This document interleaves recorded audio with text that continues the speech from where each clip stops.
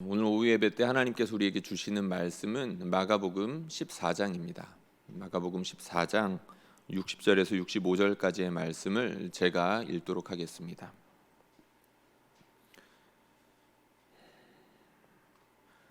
대제사장이 가운데 일어서서 예수에게 물어 이르되 너는 아무 대답도 없느냐? 이 사람들이 너를 치는 증거가 어떠하냐 하되 침묵하고 아무 대답도 아니하시거늘 대제사장이 다시 물어 이르되 내가 찬송받을 이의 아들 그리스도냐? 예수께서 이르시되 내가 그니라. 인자가 권능자의 우편에 앉은 것과 하늘 구름을 타고 오는 것을 너희가 보리라 하시니 대제사장이 자기 옷을 찢으며 이르되 우리가 어찌 더 증인을 요구하리요?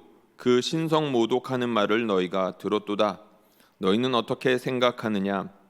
그들이 다 예수를 사형에 해당한 자로 정죄하고 어떤 사람은 그에게 침을 뱉으며 그의 얼굴을 가리고 주먹으로 치며 이르되 선지자 노릇을 하라 하고 하인들은 손바닥으로 치더라. 아멘. 오늘은 마가가 주목한 법정이라는 제목으로 함께 말씀을 나누겠습니다. 제가 지난달에는 마태가 주목한 법정이라는 제목으로 말씀을 전했습니다. 기억을 해주시면 좋고요. 기억을 못 해주셔도 어쩔 수는 없습니다.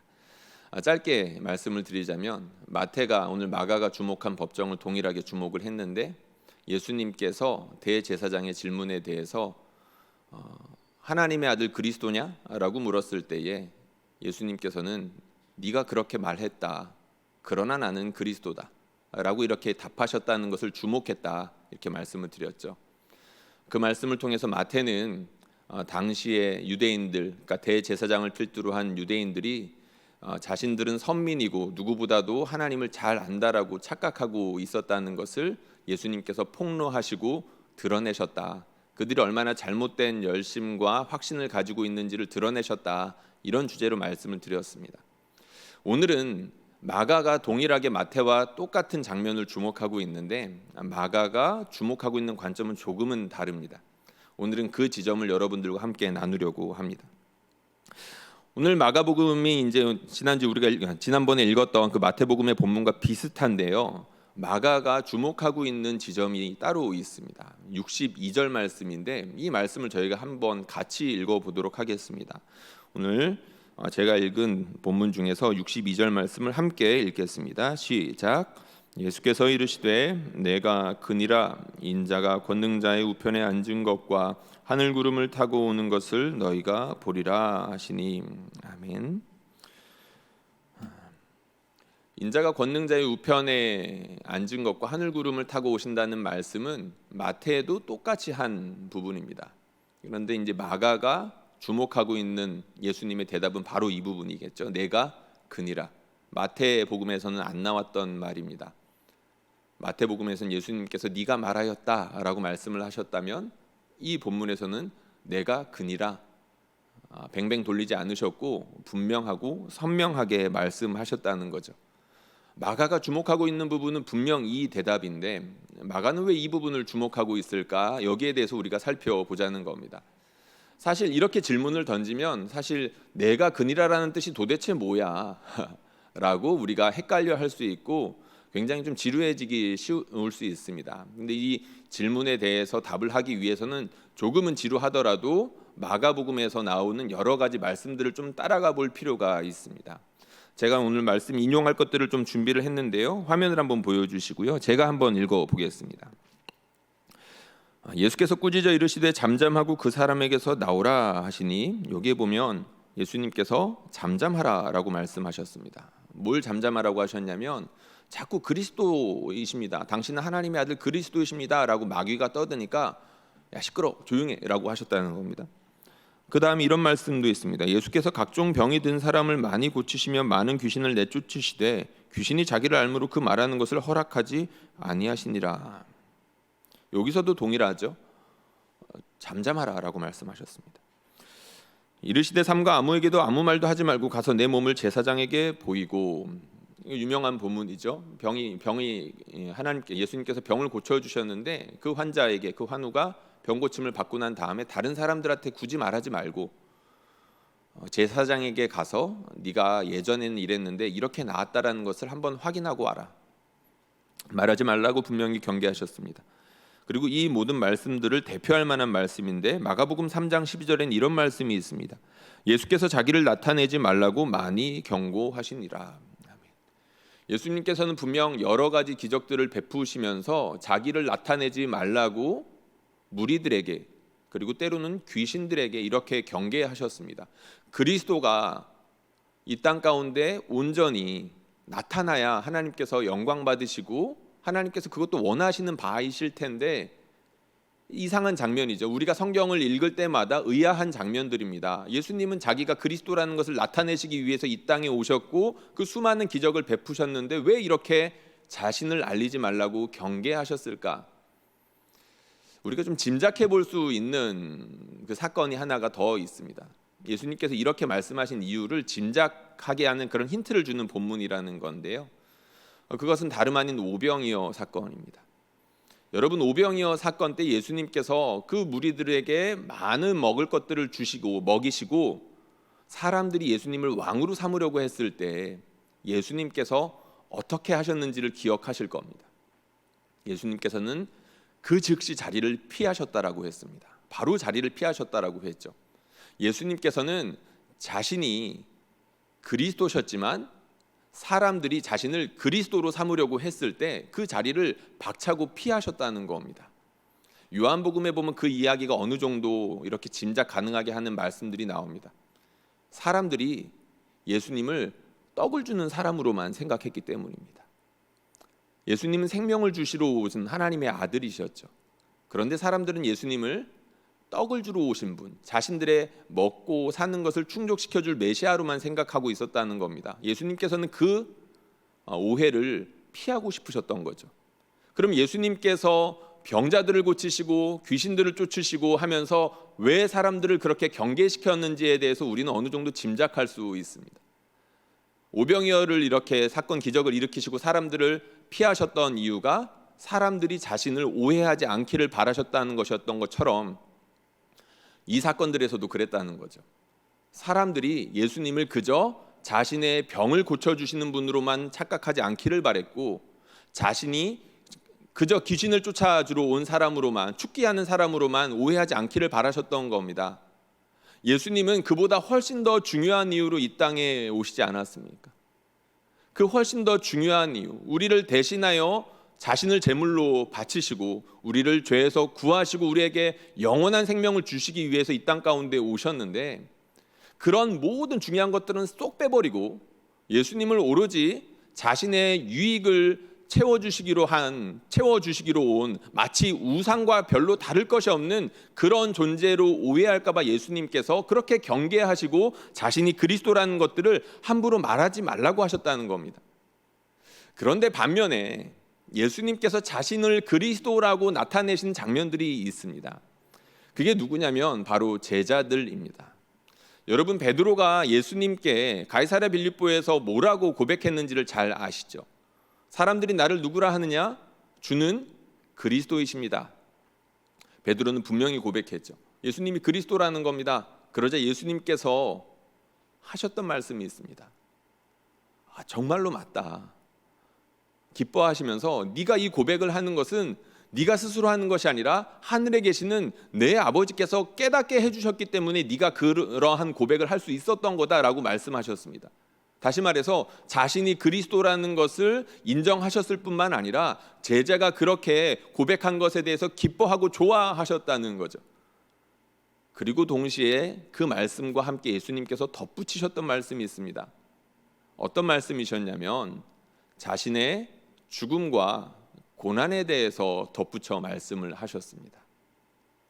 예수님께서 베드로가 주님은 그리스도이십니다라는 고백을 하자마자 그래, 그것은 하나님께서 주신 그런 깨달음이야라고 말씀을 하시자마자 나는 고난을 받고 곧 죽임을 당할 거야라는 말씀을 이어서 하셨다는 것입니다. 이 부분이 중요합니다. 예수님께서는 분명히 베드로에게 자신이 그리스도라는 것들을 밝히셨으면서 동시에 나는 그리스도인데 분명히 고난받고 죽임당해야만 하는 그리스도라는 것을 동시에 밝히셨다는 거죠. 그리고 흥미로운 것은 여러분들 말씀을 자세히 보신 분들은 아실 텐데요. 그 말씀을 거기에서 한 번만 하고 그치지 않으셨습니다. 반복하고 또 반복하고, 복음서들마다 차이가 있을 수 있겠지만 2번, 3번 이상씩 반복하셨다는 것들을 확인할 수 있습니다. 그 복음서에 나온 것만 그만큼이겠죠. 예수님께서는 그러니까 자신이 그리스도라는 것이 제자들에게 온전히 드러났다라고 생각하신 이유로는 끊임없이 그리스도됨과 그리스도가 고난받고 죽임당해야 된다는 것을 함께 엮어서 말씀하셨다는 것을 복음서 기자들이 모두가 주목하고 있다는 것입니다. 그럼 예수님께서는 왜 그렇게 제자들에게 자신이 그리스도라는 사실과 동시에 그리스도는 고난받고 죽임당해야 된다는 사실을 함께 설명을 하셨을까요? 앞에 설명했던 것과 동일한 맥락이겠죠.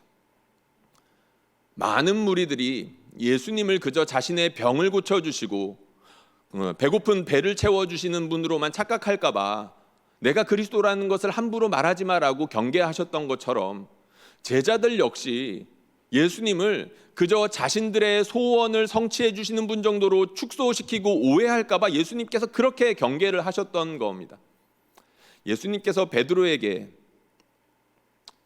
베드로가 당신은 죽어도 그렇게 하면 안 됩니다, 십자가 지시면 안 됩니다라고 했을 때 뭐라고 대답했는지 아시죠?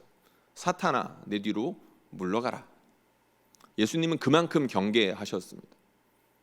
그리스도가 분명 사람을 위하여서 이 땅의 사람들, 불쌍한 사람들을 위하여 오신 것은 맞지만 그저 그리스도가 우상과 같아지는 수준으로 격화되고 실추되는 것에 대해서 도무지 참지를 않으셨다는 것이고 그것에 대해서 지극히 경계하셨다는 겁니다. 그렇기 때문에 무리들에게 자신이 그리스도라는 것을 함부로 말하지 말라고 하셨던 것이고, 제자들에게는 그리스도라는 것을 밝히셨지만 동시에 반드시 죽임당하고 고난당해야 한다는 것을 함께 말씀하셨다는 것을 우리는 기억할 필요가 있습니다. 이제 이쯤 되면 오늘 본문으로 다시 돌아올 준비가 된 겁니다. 예수님께서 이 법정 가운데에서 내가 그니라 라고 말씀을 하셨는데 여기에 대해서 우리가 이제 확인할 수 있는 그런 준비가 됐다는 거죠. 누가 질문을 했습니까? 대제사장이 했습니다. 여러분, 대제사장은 이스라엘을 대표하는 사람입니다. 특별히 영적으로 대표하는 사람이죠. 이스라엘을 대표해서 제사를 드리는 사람이지 않았습니까? 그런데 여기서는 흥미롭게도 대제사장이 단지 이스라엘의 정말로 영적인 대표라고 이렇게 나와 있는 것이 아니라 이스라엘의 그런 잘못된 신앙, 그리고 제자들의 잘못된 신앙을 대표하는 사람으로 서 있다라고 보시면 됩니다. 많은 무리들이 예수님을 그저 자신의 욕구를 채워주는 그런 메시아로 생각했었고, 제자들 역시 은밀하게 자신의 소원을 성취해줄 그런 사람으로 메시아를 생각하고 있었는데, 그런 모든 사람들의 대표성을 가지고 대제사장이 질문을 하고 있다는 겁니다. 대제사장이야말로 당시에 메시아가 온다면 자기 자신에게 무엇인가를 해줘야만 하는 그런 존재로 생각하고 착각하고 있었던 사람이라는 거죠. 지난번에 설교했을 때 말씀을 드렸던 것 같습니다. 대제사장이 네가 그리스도냐라고 물었을 때 그것은 정말로 호기심이 있어서 정말로 궁금해서 물어본 것이 아니라고 말씀을 드렸죠. 대제사장은 네가 그리스도냐라고 물었을 때 그 말에는 네가 그리스도라면 나는 그리스도 앱이다, 네가 그리스도라면 나는 그리스도 헤렙이다, 이런 뜻으로 말을 했다고 말씀을 드렸습니다. 비웃은 거였다라고 했죠. 대제사장은 그런 의미에서 질문을 했던 겁니다. 너 같은 사람이 어떻게 그리스도가 될 수 있겠어? 내가 너 바로 사형을 시킬 수도 있고 그렇게 사형이 십자가형에 넘겨줄 수 있는 권한이 있는데 너는 여기서 아무것도 할 수가 없잖아. 그런데 네가 어떻게 그리스도일 수 있겠어? 라고 질문을 했다는 겁니다. 모든 이스라엘 백성들이 그렇게 생각했다는 거죠. 그것을 대표해서 대제사장이 그렇게 질문했다는 겁니다. 그런데 예수님께서 거기에 대해서 무엇이라고 대답하셨다고요? 내가 그니라. 다른 설명이 필요 없던 겁니다. 나는 여기서 정말로 아무것도 하지 않을 것이고 너네들이 보기에는 아무것도 할 수 없는 사람처럼 보이고 많은 사람들에게 손가락질을 받는 그런 사람으로밖에 안 보이고 정말로 혐오스럽고 피하고 싶은 그 십자가를 져야만 하는 상황 가운데 놓여 있는 나지만 내가 그니라, 내가 그리스도다 라고 말씀을 하셨다는 거죠. 지금까지 설명을 드린 부분에 대해서 많은 주석가들이 아주 멋진 해설들을 해놓은 것들이 있습니다. 그 중에서 여러분들에게 소개해 드리고 싶은 몇 가지가 있어서 한번 인용해 왔습니다. 화면을 보여주시면 좋겠는데요. 두 가지입니다. 먼저는 베르너 켈버라는 주석가가 이런 이야기를 했습니다.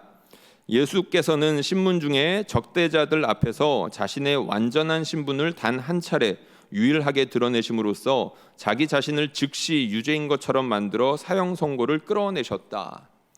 예수님께서는 단 한 차례 자신이 그리스도라는 것을 이렇게 선명하게 드러내셨는데 하필이면 그 순간이 십자가형을 앞에 두고 있는 법정에서였다는 겁니다. 사람들이 무시하고 그저 죽으면 죽으라고 할 수밖에 없는, 죽으라고 하면 죽을 수밖에 없는 그런 현장 가운데에서 나는 그리스도라고 밝히셨다는 거죠. 그것도 고의로 말입니다. 그 다음 말씀 한번 보여주시죠. 그 다음 인용 문구가 참 멋있습니다. 예수님이 법정에서 침묵을 깬 이유는 바로 그 순간이 자신이 말하는 것이 사람들에게 들릴 수 있는 유일한 순간이었기 때문입니다. 적어도 그 순간에는 그가 말하는 바를 착각할 위험, 열망을 투사할 말들로 그를 묘사할 위험이 존재하지 않습니다. 왕으로 오신 예수님의 쓸모없음을, 아무런 유익도 없음을 성찰할 수 있을 때 우리는 마가복음서가 전하는 메시지를 온전히 받아들일 수 있습니다. 예수님께서 하필이면 그 순간에 내가 그니라 라고 짧고 굳게 답하신 이유가 바로 여기에 있다는 겁니다. 병들을 고쳐줬을 때 사람들은 환호했죠. 귀신을 쫓아줬을 때 사람들은 놀라고 예수님께 엎드렸습니다. 그리고 예수님께서 점점 무엇인가 큰일, 그러니까 자신들이 바라는 무엇인가를 이루어 주실 것 같은 순간이 다가오자 자신들은 의기양양하면서 예수님을 왕으로 떠받들려고 했었습니다. 그런데 그 모든 순간들은 다 예수님을 오해할 수 있는 순간이라는 겁니다. 예수님을 그저 우상으로 바라보고 그저 황금 송아지 정도로 격화시킬 수 있는 순간이라는 거죠. 그런데 적어도 이 순간만큼은 사람들이 예수님을 오해할 수 없는 그런 순간이라는 겁니다. 어떤 순간입니까? 사람들이 예수님의 비참한 모습을 보고 예수님이 아무것도 할 수 없는 그런 무력한 모습을 보고 그리스도라고 했을 때 정말 그러한 순간에도 그리스도께 엎드릴 수 있는지 없는지를 판가름할 수 있는 그런 중요한 순간이라는 것이죠. 예수님께서 바로 그것을 위하여서 자신이 내가 그다라고 말씀을 하셨다는 겁니다. 핵심을 찔러주는 말이죠. 법정은 진실을 드러내기에 너무나 좋은 기회였습니다. 예수님께서는 바로 그 기회를 놓치지 않으셨다는 거죠. 메시아에 대해서 자기 욕심을 내려놓지 못했던 사람들 앞에서 가장 실망스러운 모습으로 내가 그야, 너네가 원하는 모습이 아닐지 모르겠지만 내가 그리스도야 라고 말씀하셨다는 것입니다.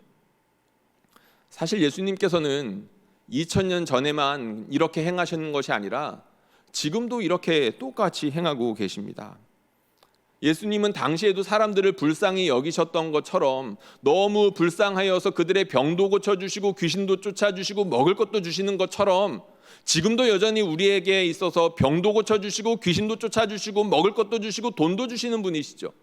여러분들 믿으십니까? 예수님은 분명히 그렇게 해주시는 분이십니다. 그런데 동시에 언제 그랬냐는 듯이 정말로 중요한 순간에 하나님의 부재가 느껴지는 그러한 순간을 주신다는 겁니다. 어떤 사람이 말했던 것처럼 영혼의 밤이라는 것들을 허락하여 주셔서 하나님이 도무지 안 계신 것 같은 그런 순간, 하나님이 분명히 살아계신 것을 내가 알매도 불구하고 하나님이 정말로 안 계신 것처럼 느껴지는 순간들을 허락하신다는 거죠. 마치 영혼의 밤과 같은 그러한 순간이 찾아올 때 우리의 모습이 어떠한지를 주목하고 계신다는 겁니다. 이 법정 가운데에서 사람들의 믿음을 드러내셨던 것처럼 그러한 순간들을 우리에게도 허락하여 주셔서 우리가 예수님 앞에서 진정한 제자인지 아닌지를 드러내고 계신다는 것이죠. 예수님의 제자들이 어떻게 예수님을 대했는지를 좀 더 자세히 들여다보면 우리의 실체도 적나라하게 드러나게 되어 있습니다. 예수님을 따르었던 제자들이 어떻게 예수님을 대했습니까? 여러분, 예수님의 제자들은 예수님께서 이스라엘을 회복하실 때가 되면 나도 한 자리 좀 주십시오라고 했었습니다. 바라는 게 있었다는 겁니다. 이제 정권이 바뀔 때마다 인수위원회, 정권 인수위원회라는 것들이 있죠. 마치 그 자리에서 이제 권력의 아기다툼들이 일어나는 것처럼 자리가 주어지지도 않았는데 그런 것들처럼 제자들이 치열하게 권력 다툼을 전부터 하고 있었다는 겁니다. 그리고 우리가 주목해 봐야 되는 점이 있습니다. 예수님께서 고난받기 시작하시자 제자들은 어디로 갔습니까? 모두가 도망가 버렸습니다. 어쩌면 필연적인 결과죠.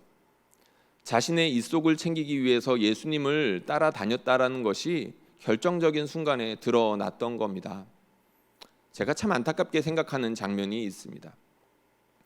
요한은 순교했을 때 요한의 제자들이 장례라도 치러졌었습니다.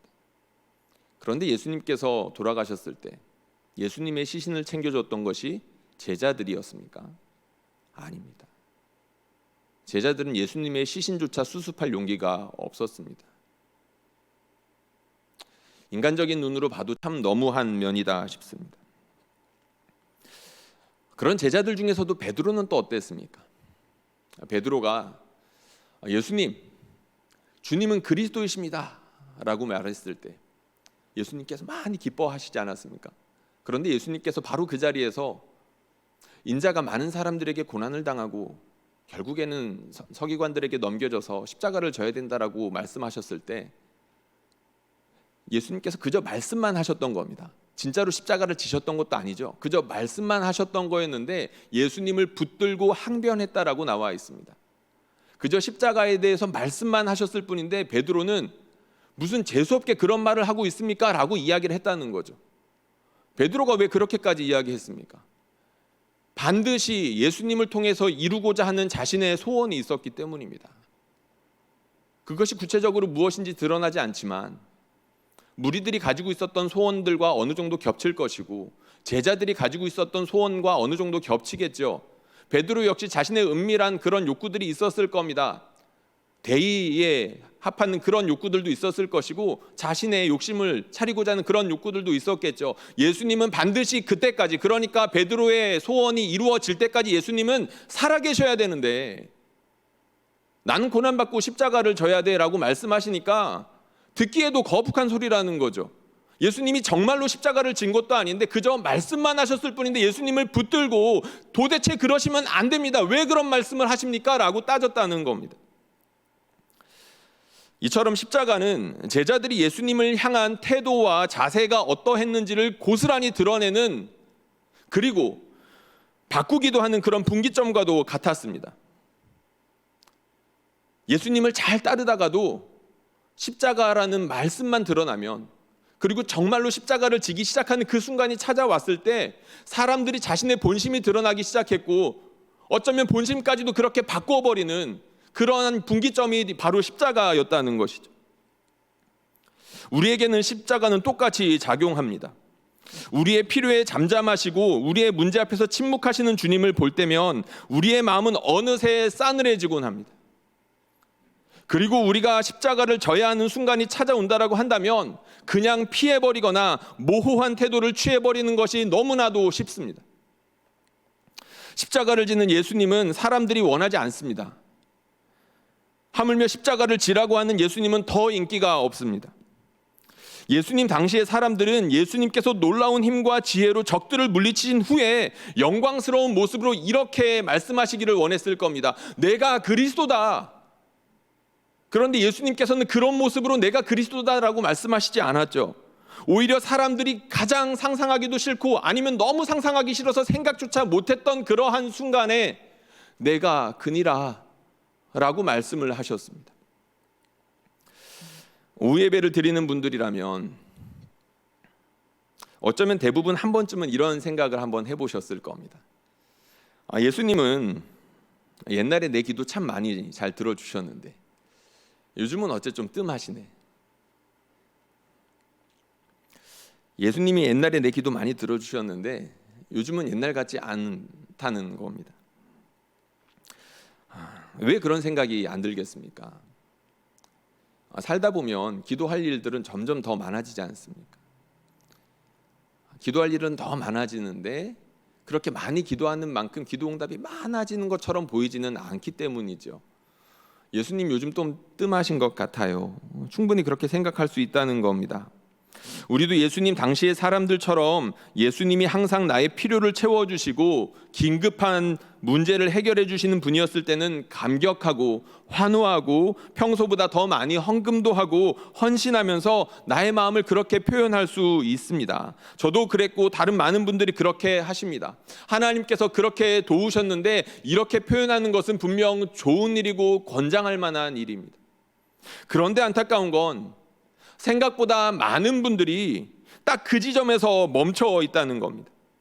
예수님을 그저 자신의 질병을 고쳐주시고 부족한 물질을 채워주시고 배우자의 나쁜 습관을 고쳐주시고 자녀의 입시를 도와주시고 노년을 평안하게 보내게 해줄 수 있는 그런 분 정도로만 생각을 한다는 것이죠.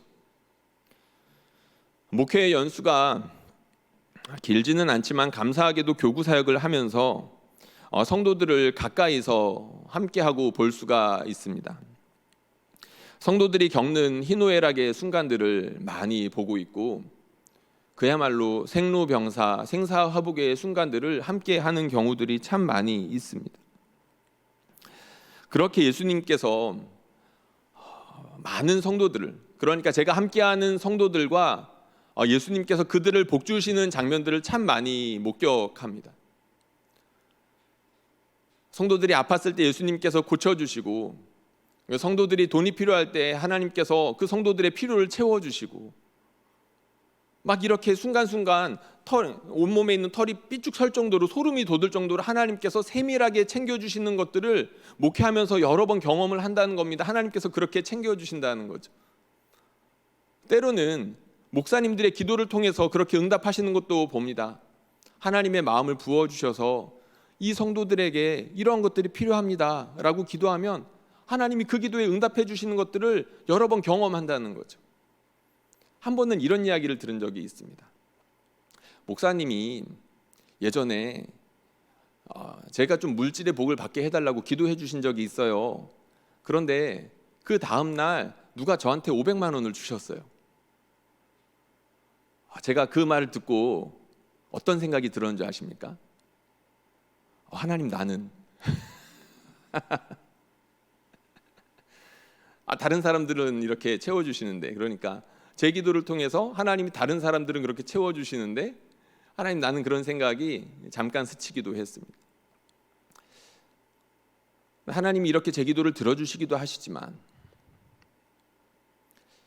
함께하는 성도들의 가슴 아픈 일들을 너무나도 많이 봅니다. 그것이 너무나도 안타까워서 함께 기도를 하더라도 그 기도가 응답이 되지 않는 순간들을 많이 본다는 거죠. 하나님이 제 기도를 무시하는 것 같고 심지어 하나님이 저 사람을 사랑하는 게 맞을까라는 의심이 들 정도로 힘든 순간들이 있다는 겁니다. 한때 청년부를 3년 정도 한 적이 있었는데 그 많은 청년들이 시대에 따라서 지금 시대가 너무나도 힘들기 때문에 수년 동안 취업하지 못하고 괴로운 시간들을 지내는 그런 안타까운 모습을 지켜보아야만 했습니다. 그리고 장년 교구들을 사역하면서 장년들 가운데 나이가 들면서 아프고 병든 어르신들을 참 많이 보아야만 했습니다. 그리고 그분들이 괴롭게 죽어가는 모습들도 보아야만 했고 자기 자신보다 더 아끼고 사랑하는 자녀들이 앞서가는 모습들도 정말로 가슴 아프게 지켜봐야 했었습니다. 때로는 너무나도 어처구니 없는 일들, 자기의 자녀들이 십수년 동안 열심히 입시 준비를 해서 수능을 보는데 하필이면 그 수능날 배가 아프거나 아니면 기절을 한다거나 그런 일들을 겪으면서 하나님 이렇게까지 하실 필요가 있을까요? 라는 순간들이 분명히 있었다는 겁니다. 찰리 채플린이 이런 말을 했다고 하죠. 유명한 말입니다. 인생은 멀리서 보면 희극인데 가까이서 보니까 비극이더라. 목회를 하다 보니까 그런 일들이 생기더라는 겁니다. 하다못해 부교육자뿐인데, 저는 부교육자일 뿐인데 부교육자로서 성도들의 삶을 보니까, 가까이서 들여다보니까 비극적인 모습을 너무나도 많이 가지고 있더라는 거죠. 분명 그렇게 비극적인 순간들은 베드로가 예수님을 붙잡고 항변했던 것처럼 그렇게 항변하고 싶은 순간일 것입니다. 그리고 그렇게 비극적인 순간들은 예수님의 제자들이 예수님이 붙잡혔을 때 모두가 도망갔던 것처럼 계속해서 그런 고난의 순간들이 반복되고 이어질수록 도망가고 싶은 순간들이 될 거라는 겁니다. 동시에 그러한 순간들은 대제사장이 예수님을 비웃으면서 네가 찬송받을 이의 아들 그리스도냐라고 했던 순간들처럼 심지어 나조차도 그렇게 예수님을 비웃고 싶은 순간이 될 수 있다는 것이죠. 그러나 놀랍게도 자신의 욕구와 오랜 시간의 노력과 애정이 수포로 돌아가는 그런 순간에도 주님 앞에서 엎드리며 하나님을 경배하는 사람들이 있었습니다. 그분들의 모습은 목숨을 빼앗겠다고 위협하는 사람들 앞에서 주님이 나를 건져주시지 않더라도 그리 아니하실지라도 내가 오직 하나님만 섬기겠습니다라고 고백했던 다니엘의 친구들의 모습과 그렇게 다르지 않았습니다. 그리고 다른 신을 섬긴다면, 왕이 아니라 다른 신을 섬긴다면, 다른 신 앞에 기도한다면 그에게 엄벌을 명하겠다라고 했을 그런 명령이 있었음에도 불구하고 하루에 3번 창문을 열고 예루살렘을 향하여서 간절히 기도했던 다니엘과 같은 그런 모습이 많은 성도님들의 모습에서 비춰지기도 했었습니다. 그러한 분들이 귀한 것은 영혼의 밤과 같은 그러한 순간, 대제사장이라 있었다라고 한다면 누구라도 비웃었을 그럴 법한 순간에도 하나님이 이곳에 계시고 그리스도가 여전히 나의 왕이시라고 고백하는 순간이기 때문에 너무나도 귀한 순간이었습니다. 하나님께서 정말로 우리와 함께 하신다는 것들을 적극적으로 보여주는 그런 증거가 되기 때문에 저에게는 너무나 소중한 순간이었습니다. 며칠 전 카카오톡을 이렇게 보다가 한 친구가 생일이라는 것을 보았습니다. 그 생일 맞은 친구의 그 카카오톡 그 상태창에는 주를 따르라라는 문구가 짧게 써 있었습니다. 그 친구는 지금 터키에 가 있는 선교사님인데요. 그 친구가 이제 생일이라는 것을 이제 생각이 나가지고 전화를 한 통 했습니다. 잘 지내고 있니? 이런저런 이야기들을 했죠. 잘 지내고 있답니다. 얼마 전에 큰 지진이 그 동네에 있었는데 별일 없었니? 안부도 물었죠. 그래서 제가 일부러 조금은 강한 질문을 했습니다. 야, 너 사는 거 기쁘냐? 라고 한번 물어봤죠. 이 질문에는 여러 가지 의미를 담고 있었습니다. 그 친구는 우즈베키스탄에서 10년 동안 사역을 하다가 그 나라에서 쫓겨났던 경험이 있는 그런 선교사님이었습니다. 그리고 쫓겨난 이후에 얼마 되지 않아서 이란이라는 곳을 갔는데 한 1년 되지 않아서 역시 그곳에서도 감옥에 잡혔다가 다시 쫓겨난 경험이 있는 그런 선교사님이었습니다. 그리고 터키에 들어가서도 코로나가 요즘에 심하니까 바로 코로나에 걸려서 많이 아프고 그렇게 누워있는 경험을 해야만 했던 친구였습니다. 그리고 지금은 많은 자녀들이 있는데 자녀들이 많이 있습니다. 많은 자녀들이 있는데 한국어도 제대로 못하고 영어도 제대로 못하고 그러한 순간에서 터키인들이 다니고 있는 그 학교에서 말도 제대로 못하는 가운데 줌으로 그렇게 수업을 따라가야만 하는 그런 어려움을 겪고 있는 그런 선교사님이었습니다. 그러니까 그러한 어려움을 겪으면서 선교사로 섬기고 있는데 너 기쁘냐? 라고 물어봤던 겁니다. 그 친구의 대답이 1초도 지체하지 않고 나 너무 기뻐 그랬습니다. 나 너무 기뻐라고 얘기를 했습니다. 야, 뭐가 그렇게 기뻐? 야, 하나님이 나 같은 사람 사명자 시켜주니까 얼마나 기뻐. 야, 네 남편은 나가서 강의라도 하고 예배팀들을 이끌기도 하고 여러 가지 활동이라도 하니까 그래도 이제 그나마 괜찮기라도 하지. 너는 집에서 애기들 보고 같이 예배 참여하는 게 다잖아. 넌 그런데도 기뻐? 기쁘답니다. 하나님께서 자신에게 그렇게 추방당하는 일들을 반복해서 경험하게 하셔도 기쁘고 자신의 자녀들에게 더 좋은 교육을 시켜줄 수 없어서 마음 아파해도 기쁘고 코로나라는 상황 가운데에서도 보호받지 못하고 그렇게 코로나에 걸려도 기쁘고 하나님이 자기 같은 사람을 구원해 주시고 선교사로 써주신다라는 사실 하나만으로 기쁘다라는 말에 너무나 감격스러웠습니다. 오늘 말씀이 떠올랐습니다. 그 십자가를 앞에 둔 예수님께서 자신을 비웃으며 네가 찬송받으실 이의 아들 그리스도냐라고 묻는 질문 앞에 내가 그니라, 이러한 순간에도 내가 그리스도다라고 하고 말씀을 하고 계시는데, 그 친구는 그렇게 내가 그니라라고 답하고 있는 예수님 앞에서 예수님이 이러한 모습일지라도 내가 주님을 따릅니다라고 말하고 있는 것 같아서 감격스러웠습니다. 사랑하는 성도님들, 마가가 주목한 법정에서는 그리스도께서 누구도 원하지 않는 모습으로 자신이 그리스도라는 것을 나타내셨습니다. 저와 여러분들의 삶에서도 이러한 순간들은 반복해서 나타날 것입니다. 주님은 우리가 그저 주님을 우상과 다를 것이 없는 똑같은 수준으로 섬기는 것을 너무나도 원치 않으시기 때문에 우리가 생각하기에 너무나 중요한 순간들마다 이러한 영혼의 밤과 같은 순간들, 내가 그니라 너무나도 주님이 무력해 보이고 비참해 보이고 아무것도 할 수 없는 것처럼 보이는 그런 순간들을 허락해 주셔서 그러한 순간에도 주님이 내 왕이시고 주님이 내 그리스도이시며 내 목숨 바쳐 따라갈 주님이십니다라는 고백을 기다리시며 그러한 순간들을 허락하실 것이라는 거죠.